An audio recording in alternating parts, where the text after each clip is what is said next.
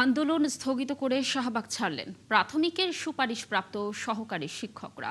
যোগদান ও পদায়নের সময় 1 মাস এগিয়ে এনে প্রজ্ঞাপন জারির আশ্বাসে অবস্থান কর্মসূচি প্রত্যাহার করেছেন তারা।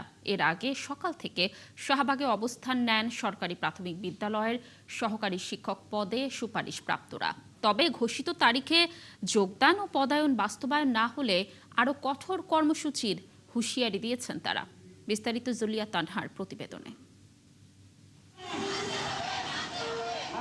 নিয়োগের সব ধাপ শেষ, চূড়ান্ত ফলপ্রকাশ হয়েছে 6 মাস আগে, কিন্তু এখনও যোগদান করতে পারেননি প্রাথমিকের 14,384 জন সহকারী শিক্ষক। এ অবস্থায় যোগদান ও পদায়নের দাবিতে রোববার সকাল থেকে জাতীয় জাদুঘরের সামনে অবস্থান নেন সুপারিশপ্রাপ্ত শিক্ষকরা। শুধু আশ্বাস নয়, সরকারি প্রজ্ঞাপনের মাধ্যমে সুনির্দিষ্ট সময়সূচি ঘোষণার দাবি জানান তারা।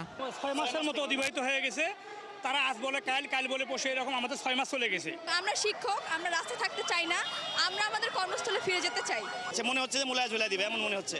প্রজ্ঞাপন আকারে, অফিস আদেশ আকারে যদি সরকারের ওয়েবসাইটে যদি চলে আসে, আমরা ইনশাল্লাহ এখান থেকে চলে যাব। এর আগে শনিবার রাতে প্রাথমিক ও গণশিক্ষা মন্ত্রণালয় জানায়, আগামী 29 অক্টোবর যোগদান করানো হবে। সেই সিদ্ধান্তে ক্ষোভ ছড়িয়ে পড়লে রবিবার নতুন বিজ্ঞপ্তিতে যোগদানের তারিখ এগিয়ে এনে 1 অক্টোবর ও পদায়নের তারিখ 2 অক্টোবর পুনর্নির্ধারণ করা হয়। কিন্তু 2 অক্টোবর শুক্রবার হওয়ায় পদায়ন সম্ভব নয় বলে আপত্তি তোলেন আন্দোলনকারীরা।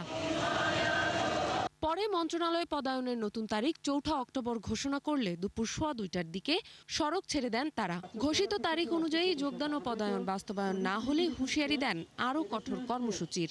আমাদেরকে পদায়ন আগে নিশ্চিত করতে হবে, নির্দিষ্ট তারিখ ঘোষণা করতে হবে। 2টি দাবি সরকার ইতিবাচকভাবে দেখা এবং মেনে নেওয়ায় আমরা সরকারের সংশ্লিষ্ট কর্তৃপক্ষকে আন্তরিক ধন্যবাদ ও কৃতজ্ঞতা জানাই। তবে সেই সাথে জানিয়ে দিতে চাই, যদি এই নোটিশের ব্যত্যয় বা এর পরবর্তীতে অন্য কোনো ধরনের সিদ্ধান্ত নেওয়া হয় আমাদের বিরুদ্ধে, তাহলে আমরা আরও কঠোর কর্মসূচি যেতে বাধ্য হব। অন্তর্বর্তী সরকারের সময় 2 ধাপে 61 জেলার সরকারি প্রাথমিক বিদ্যালয়ে 14,384 জন সহকারী শিক্ষক চূড়ান্তভাবে নির্বাচিত হন। তবে সরকার পরিবর্তনের পর পুলিশি যাচাই সহ প্রশাসনিক প্রক্রিয়ায় যোগদান বিলম্বিত হয়। এ নিয়ে দীর্ঘদিন ধরে অনিশ্চয়তায় ছিলেন সুপারিশপ্রাপ্তরা। জুলিয়া তানহা, 71, ঢাকা।